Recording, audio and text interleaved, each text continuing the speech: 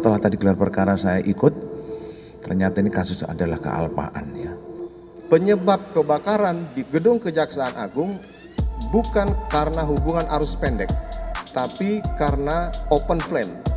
Open flame ini atau nyala api terbuka terhadap Direktur Utama PT Arkan APM dan PPK dari Kejaksaan Agung juga hari ini kita tetapkan sebagai tersangka yang harus bertanggung jawab terkait dengan penjalaran api yang begitu cepat yang terjadi di Kejaksaan Agung.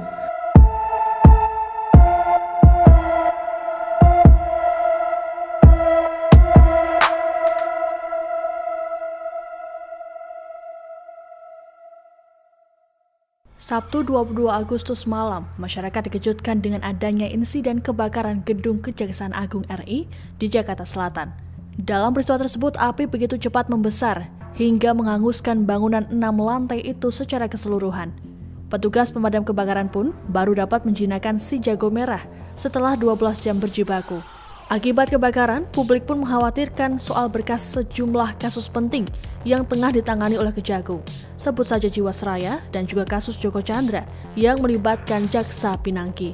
Namun pihak Kejagung memastikan seluruh berkas tersebut tidak berada di gedung yang terbakar.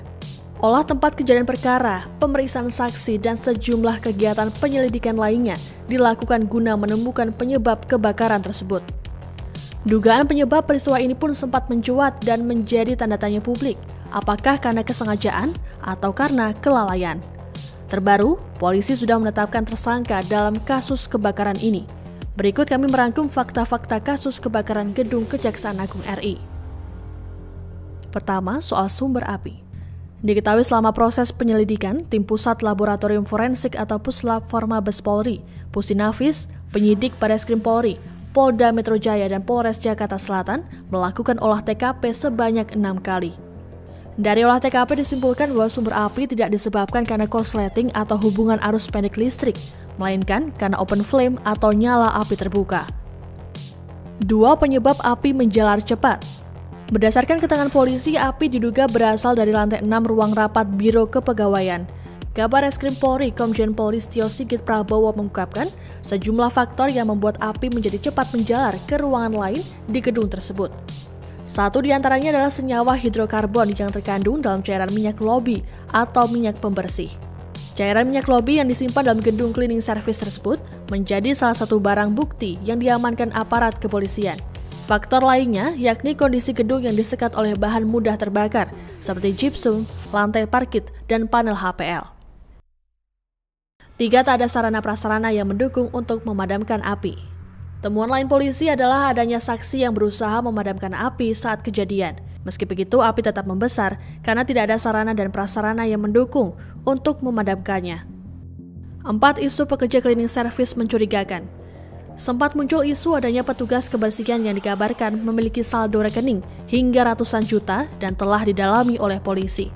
Hal tersebut disampaikan oleh Jaksa Agung Sanitiar Burhanuddin menanggapi anggota Komisi 3 DPR RI Arteria Dahlan yang meminta agar Kejagung mencermati dan mencurigai petugas tersebut. Dalam kesempatan yang sama, Jaksa Agung Muda Tindak Pidana Umum atau Jampidum Kejaksaan Agung, Fadil Zumhana, mengungkapkan petugas kebersihan tersebut bernama Joko. Menurut Fadil, Joko sudah diperiksa penyidik aparat kepolisian menggunakan alat pendeteksi kebohongan. Hingga 1 bulan lamanya, polisi belum menemukan adanya transaksi mencurigakan oleh Joko. Menurut keterangan kepolisian, uang dalam rekening Joko tersebut merupakan akumulasi dari tahun 2018. 5. Jumlah kerugian. Dari penghitungan sementara, kerugian akibat kebakaran tersebut diperkirakan mencapai 1,12 triliun rupiah yang terbagi ke dalam 2 bagian. Kedua kerugian yang menyangkut isi di dalam bangunan terbakar, seperti peralatan dan mesin, yang diperkirakan kurang lebih 940,22 miliar rupiah. Nominal tersebut merupakan penghitungan kerugian sementara. Pada waktu itu penghitungan belum dapat dilakukan secara rinci karena lokasi kebakaran masih dipasang garis polisi. Setelah kasusnya naik ke tingkat penyidikan, garis polisi telah dicopot. Namun, Kapus Penkum Kejagung Haris Setiono belum memiliki informasi lebih lanjut mengenai penghitungan kerugian tersebut. 7. Polisi simpulkan karena unsur kealpaan dan tetapkan tersangka. Dalam konferensi pers terbaru pada Jumat 23 Oktober, Kadif Humas Polri Irjen Pol Argo Yuwono memutuskan kebakaran Kejaksaan Agung tidak ada unsur kesengajaan. Sebaliknya, kasus kebakaran itu disimpulkan karena adanya unsur kealpaan.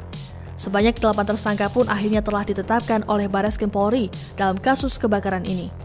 Para tersangka tersebut diduga telah lalai hingga mengakibatkan adanya insiden kebakaran. 5 orang tersangka merupakan tukang yang melakukan kegiatan renovasi di Aula Biro Kepegawaian di lantai 6 gedung tersebut. Kelimanya berinisial T, H, S, K, dan IS.